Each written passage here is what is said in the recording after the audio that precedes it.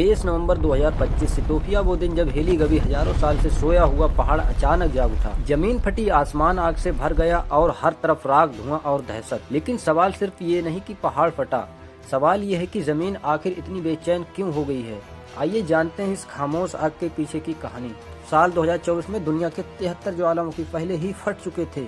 सोचिए, अगर एक दिन ये सारे एक साथ फट पड़े तो वो लम्हा शायद वही होगा जिसके बारे में हमारे पुरखे हमें चिताया करते थे। कहानी क्या है, आइए समझते हैं। हेली गबी की राख 14 किलोमीटर ऊपर तक उड़ी। दिन और रात जैसे आपस में मिल गए। जमीन गर्म थी, आसमान थरथरा रहा था। और ये अकेला नहीं था। आइसलैंड, जहां एक साल में 12 धमाके हुए, हवाई का आग उगलता पहाड़ अब भी सुलग रहा है और इटली का एटना हर रात गूंजता है। ऐसा लगता है जैसे पूरी धरती प्रेशर कुकर मोड में आ चुकी है। अब सवाल उठता है, क्या ये सब किसी बड़ी शुरुआत का इशारा है? तो आइए जानते हैं। तुम्हें याद होगा पोम्पे का वाकया, एक ज्वालामुखी का फटना और 20,000 जिंदगियां एक पल में मिट जाना। और फिर आया 1883 क्राकाटुआ का धमाका, जिसकी गूंज सिडनी तक सुनाई दी।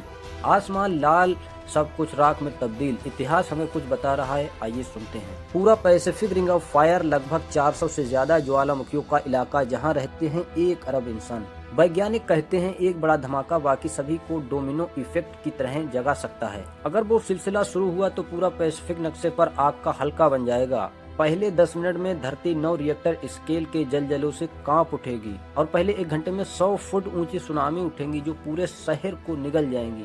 पहले दिन में राख के बादल आसमान को ढक लेंगे, सूरज हमेशा के लिए गायब हो जाएगा। पहले हफ्ते में आएगी आग की सर्दी, जहां गर्मी नहीं सिर्फ जमी हुई राख होगी। और पहले साल में फसलें तबाह, अकाल, भूख और इंसानी निजाम पूरी तरह ढह जाएगा।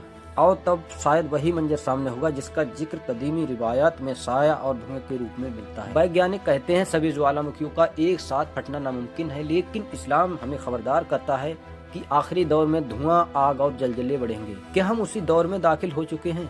हेली गबी का ये धमाका शायद हमें याद दिलाने आया है, ज्वालामुखी नहीं मरते, बस इंतजार करते हैं। 2024 और 2025 का पैटर्न बता रहा है, जमीन अब सुकून के मूड में नहीं है।